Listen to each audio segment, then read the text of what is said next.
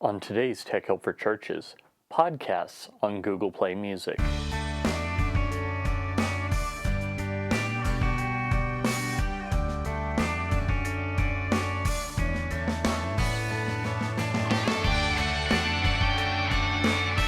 Hi, and welcome again to Tech Help for Churches. This is the show where every week I help you with new media, social media, the internet for your church. My name is Paul Allen Clifford. So it's been a while since Google released Google Play Music for podcasts, so I thought that we would take a look, and I would just basically send you through what it's like to sign up for Google Play Music and what the podcast experience is like. So as you're watching it as I'm doing it. So keep that in mind. This is fresh and unfiltered. So let's do what I do on my Tuesday show, which is the screencast show, and let's head over to my computer and take a look. Okay, so here we are. This is an email that I got from Google not too long ago. I'm no one special. They just sent me this email because I am a podcaster and I submitted my email link. So I'd meant to talk about this earlier, but I didn't get a chance to. So it's been about a month. So let's take a look at what Google Play Music is like. So I'm going to scroll down here and go ahead and click on it, and we'll take a look at the Google Play Music store and see just exactly how good that is for the situation that we're looking into, where I'm a podcaster. I've submitted podcasts. So click on the link, and that takes us over here to this page. So it says, okay, Google Play Music. Okay, that's the title. No big, well, that's a lot of music. Bring your music along. What about my podcast? Subscribe and get more music. Huh. Oh, look. There there's a sentence about podcasting. So, well, I guess I'll just go ahead and I'll subscribe. I've already unchecked this checkbox here, so we'll see what goes on with that. And go ahead and click subscribe and see where this takes me. Okay, try unlimited. No thanks. I don't want that. So we'll see. I'm a little concerned here. Oh, great. These are all podcasts. Great. I'm happy to see that. I'm familiar with some of these. They're some of the big names. I don't see any really kind of indie kind of podcasts, but that's okay. Oh, there's Smart Passive Income. That's one that I listen to with Pat Flynn. So I guess that's a good podcast. There are others here, a lot of the NPR ones and other big names in the podcasting industry. But as I say, I'm in here, so well, I was thinking that my podcast would list mine, the ones that I've already submitted, but it must be the ones that I've subscribed to, and since I haven't subscribed to them, that's why. No problem. Let's do a search. Let's start with Tech Help for Churches, this show. Surely that's going to come in, and none of these look like Tech Help for Churches. That's not in there at all. Huh. That's interesting.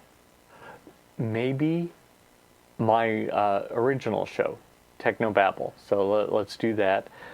Surely no, that show's been around for 10 years, and I submitted it, but it's not showing up there.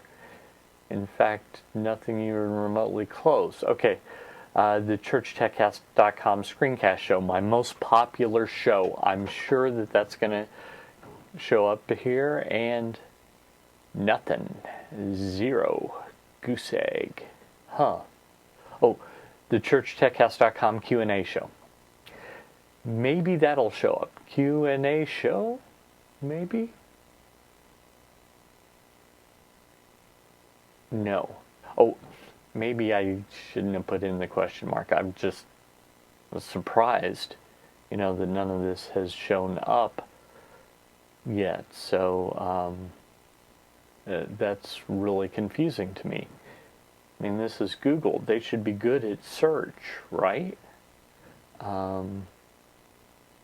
So all my shows and nothing has shown up. I'm actually a little disappointed. I thought for sure that it would all show up. I'm a little confused as to what to do here.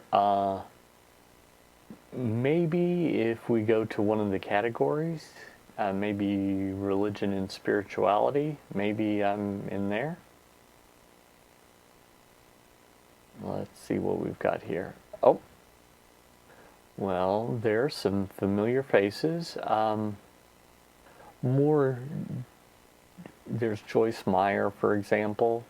Yeah, a lot of people you may recognize. But I'm really not in here, and this is mostly very straightforward religion and spirituality. So, there's not any church tech stuff. So let's do this. Let's search church tech and see what we get there.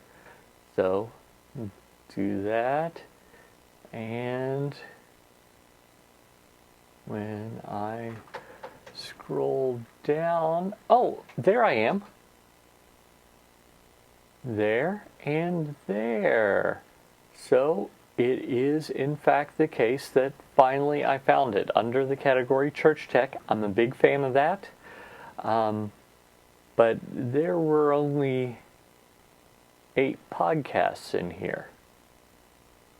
And I have 2 of them. Now I've submitted 4, depending on iterations, up to 10 shows, and yet I'm only seeing 2 in the category of church tech, and that's fine. I'm happy that I'm a quarter of the results. I'm unhappy that there are only 8, especially since I myself submitted 10. So that's a little concerning to me. I recognize that this is a work in progress, but I would have thought that since Google didn't launch immediately, they had some time between when I submitted, that they would have gotten this right. I guess not. I'm a little disappointed in them, quite frankly. Well, isn't that interesting? You'd think Google, of all people, would be good at searching. And you'd think that if I click the link that says, hey, get podcasts, I'd land on a page that had more than a sentence about podcasts. So there's still plenty of work to do. Google is known for releasing products and then iterating. Nothing wrong with that. That's a perfectly valid strategy.